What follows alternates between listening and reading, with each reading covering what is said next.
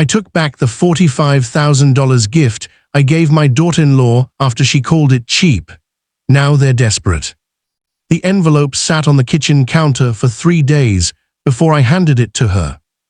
Not because I was hesitant, not because I had doubts. I let it sit there because I wanted to look at it, to feel the weight of what I was doing. $45,000. A cashier's check with my son Marcus's name and his new wife Candace's name printed side by side in crisp black ink. I had worked 31 years in commercial roofing, climbed every ladder in every kind of weather this Ohio sky could throw at a man, and I had saved that money the slow, honest way. $20 here. $100 there. A Christmas bonus tucked away instead of spent. I am Brian Calloway, 63 years old, and I have never once in my life done anything extravagant. That check was the most extravagant thing I had ever done. I handed it to Candace at the wedding reception, right there at table 7, the one with the little gold centerpiece that cost more than my first car. I slid the envelope across the white linen tablecloth and said, "This is for your future. A down payment on a house, or whatever you two decide. Just something from me to get you started right."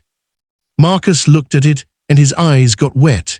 He hugged me so hard I heard my own back crack, and I laughed, and it was one of the best moments of my life. Candace smiled. She tucked the envelope into her clutch. That was the last warmth I would feel from her for a long time. 3 weeks after the wedding, I drove over to drop off some of Marcus's old baseball cards I'd found in the garage. I knocked, nobody answered, but I could hear voices through the screen door, so I stayed on the porch. I wasn't eavesdropping, I want to make that clear. I was standing on my own son's porch, about to knock again, when I heard her voice cut through the screen like a blade. $45,000, Britt, that's what he gave us. $45,000, from a man who owns his own house outright and has been working since before I was born. A pause. She was on the phone with her sister. I know, right, cheap. Honestly, I expected more. My cousin's father-in-law gave them $75, and he's not even in the trades. Brian's been doing roofing for 30 years. He had to have more than that sitting around. I stood very still. The kind of still you go when your body understands something before your brain catches up. Marcus keeps saying to be grateful, but I mean, come on, we are his only son. What's he saving it for? He's 63. He's not taking it with him. I walked back to my truck. I sat in the driveway for 11 minutes. I know because I watched the clock on the dashboard, not because I was counting, but because I needed something to look at that wasn't the front door of my son's house. Then I drove home. People ask me how long it took to make up my mind. The honest answer is, I made it up on that 11-minute drive home, but I spent 2 weeks making sure I wasn't acting out of anger. Because here is what I know about anger. It is a loud emotion, and loud emotions make quiet mistakes. I have seen men blow up businesses, marriages, and families because they acted the second the blood hit their face. I refused to be that man, so I sat with it. I prayed on it. I called my sister Dolores in Columbus and told her the whole story without skipping a word, and she listened the way only a woman who has known you since you were 7 years old can listen. "Brian," she said when I finished, "what would you tell a stranger if they called you and said this happened to them?" I didn't have to think long. I'd tell them to take the money back. Then why is this different? It wasn't. I called my attorney on a Tuesday morning, a man named Gerald who has handled my affairs for 15 years, and I explained the situation. The cashier's check had been deposited. Legally, it was gone. But Marcus and Candace had mentioned, at dinner the week prior, that they hadn't touched it yet. They were waiting until they found the right house, and they had it parked in a joint savings account. Gerald said there was nothing legally I could do to reclaim deposited funds as a gift. I understood that. That wasn't the point. The point was what I said to Marcus. I asked Marcus to meet me for coffee, just us. He came in wearing his work jacket, sat down across from me, and immediately asked if I was okay, because apparently I had sounded serious on the phone. "I am serious," I said. "I need to tell you something, and I need you to hear all of it before you respond." He nodded. I told him what I heard on the porch, every word. I didn't soften it, and I didn't overdramatize it. I said it the same way I'd describe a problem on a roof, clearly, factually, without editorial. Marcus's face went through about 6 different expressions. Disbelief first, then recognition, which told me, without him saying a word, that this wasn't the first time his daughter-in-law had expressed this sentiment to someone. Then shame, then the complicated tightening around the eyes that meant he was trying to figure out whose side he was supposed to be on. "Dad, I'm not asking you to choose," I said. "I'm not here to make you fight with your wife. I'm here to tell you that I love you and that I worked for 31 years for that money, and I will not pretend that hearing your daughter-in-law call it cheap didn't cut me clean through." He was quiet for a long time. "I'm not taking the money back," I said. "It's already deposited, and a gift is a gift, but I am telling you that I'm changing my will." That landed. I had planned to leave you and Candace the house, the savings, everything, the full inheritance. That was always the plan.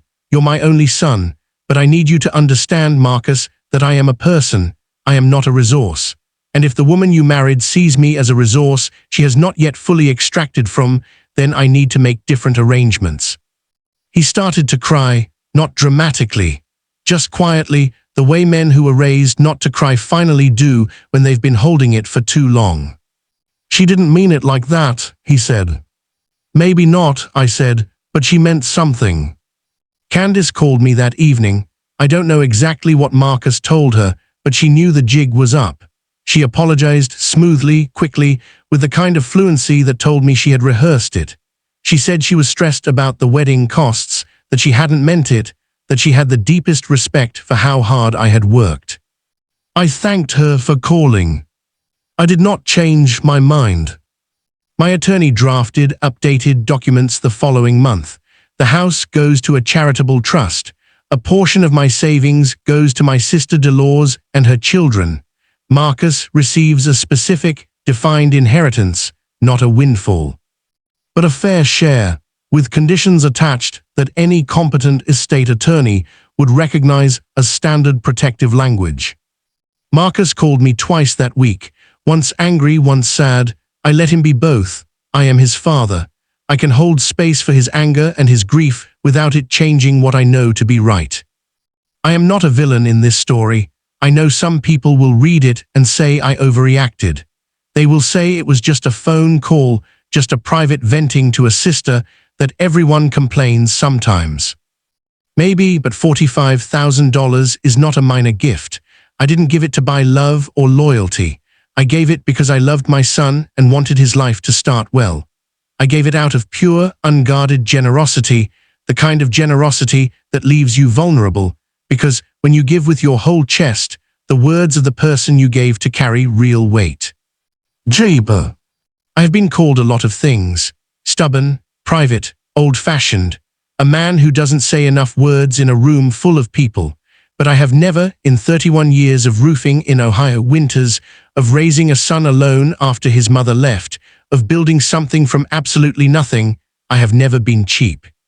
What I have learned at 63 is that how people speak about you when they think you cannot hear is the truest version of what they think. We perform gratitude. We rehearse appreciation. But behind the screen door, in the phone call to the sister, in the private moment, that is where the truth lives. I heard my daughter-in-law's truth, and I made my decisions accordingly. Marcus and I still talk, not as much as before. There is a new distance between us, the kind that grows when a son realizes his father is more resolute than he remembered. But we have dinner on the first Sunday of every month. We talk about baseball and the news and his job.